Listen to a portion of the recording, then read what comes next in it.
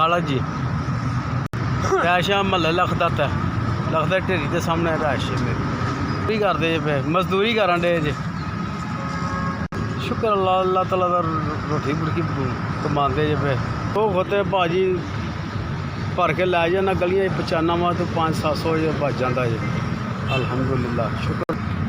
पट्ठा डट्ठा ही पाना होंदा तो पा पूगा तो रुपया 500-700 बच जाता है सानू। अल्हम्दुलिल्लाह शुक्र उस मुला ज़ात दा।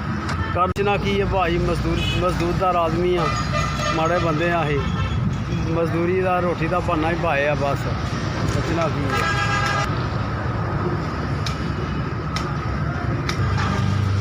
भाई मजदूर आदमी आ, कभी कम लभदा कभी नहीं लभदा। बारिशां दिन वेले बह के सारा दिन टुट जाइदा असी।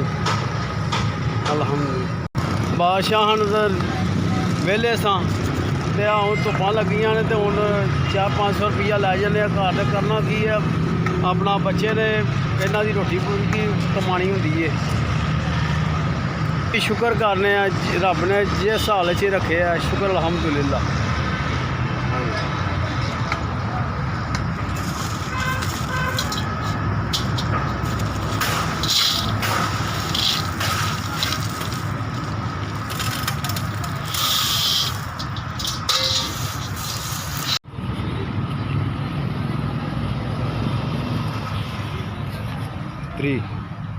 तीन हज़ार अज सानू भेजिया 3000 रुपया।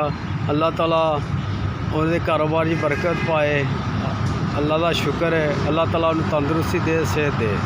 SVS माड़े बंदे जिस पैसे पहुँचाए ने अल्लाह ताला उन्होंने कारोबार की बरकत पाए।